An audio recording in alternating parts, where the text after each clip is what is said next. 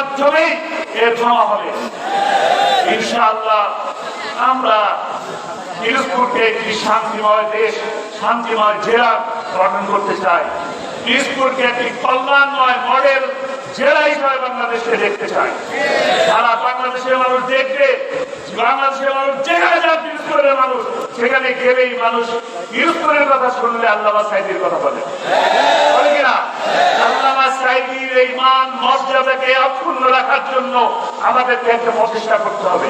পিরোজপুরের সর্বত্র কোরআনের রাজ কায়েমের চেষ্টা করতে হবে। বাংলাদেশ জামাত ইসলামীর ডাক বাংলাদেশ পিরোজপুরের সর্বত্র প্রতিটি ঘরে ঘরে পৌঁছে দিতে হবে। আমাদের ডাক্তার